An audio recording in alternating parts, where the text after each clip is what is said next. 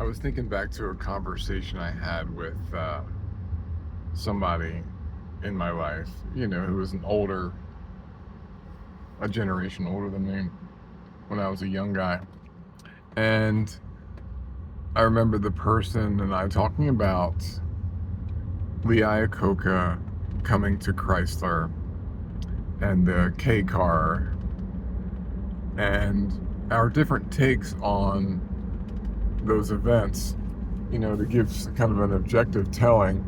Chrysler was struggling. They called in Lee Iacocca, who had run, I think, Ford successfully.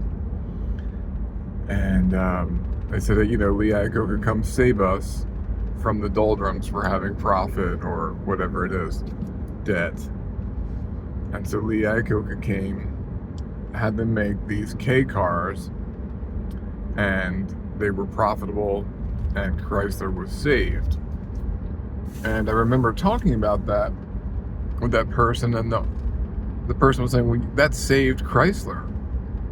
And that was the salient point that person took away from that. They're saved, everything's cool. But my point as a kid was like, well, yeah, but to what end, that was an absolute piece of shit car. And so maybe you can rationalize selling the public a terrible car one time and saving the day and never doing it again. But it dawns on me now that that was the beginning of that idea being presented to me of an adversarial relationship between the business and the customer and the public at large. And that's a very big public company.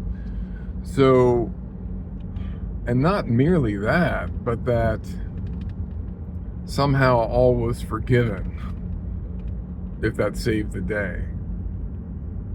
Like, that the point is, we've got to get our numbers back right, one way or another. And so we're going to do that at the expense of the American people. And they'll just have to take that. And that's just okay. That's just normal. That's just business.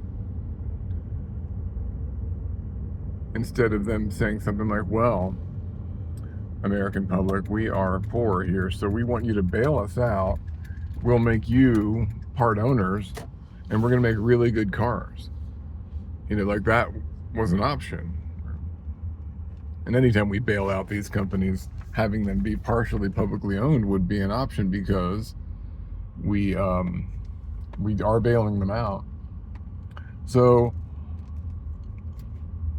I found that funny that the person that I was talking to was like, hey, that saved them. Like, everything's cool. Like, you kind of got to do what you got to do. And I thought, no, there are tons of options.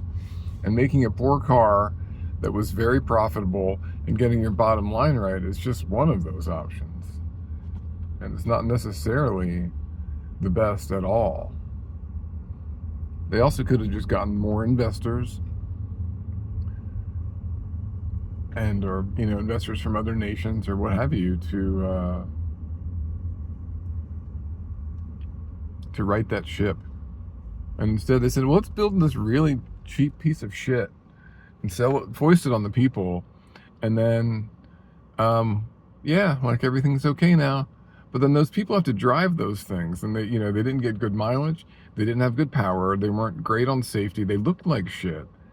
But that was just okay, because these people needed to do what they needed to do. So clearly, like, that business was about extracting wealth and about riding its ship on the backs of the American people.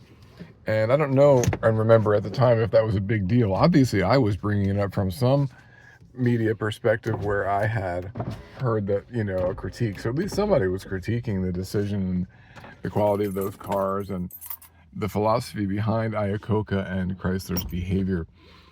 And again, this is, 35 years ago, probably 40 years ago that the events took place. So I'm a little foggy on it, and I may do some homework about it. But I thought that's certainly noteworthy that we should be talking about that.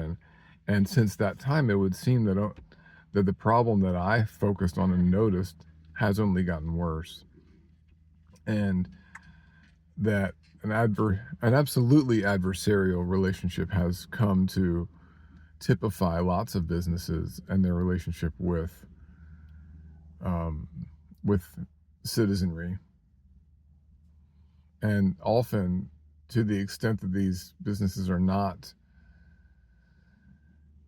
being monitored by government, who is sitting there with an EPA saying, hey, that puts out too much of this chemical, or we've got safety standards from OSHA. Like, all these things were designed to be salves to the wounds of of capitalism, and that democracy, um, through the government itself, can protect the citizens from these giant companies. So, a kid was kind of like sitting there saying, "Hey, man, I don't like that. That's not where I come from. That's not what I want to do." And we shouldn't be excited about and proud about a situation where a company righted itself financially and otherwise via putting out a clearly, obviously, subpar product on any measure, to an unsuspecting populace who had to just kind of deal with it until that company started making better products because they had gotten their finances right, and as if those were the only choices we had. So maybe that's helpful for somebody.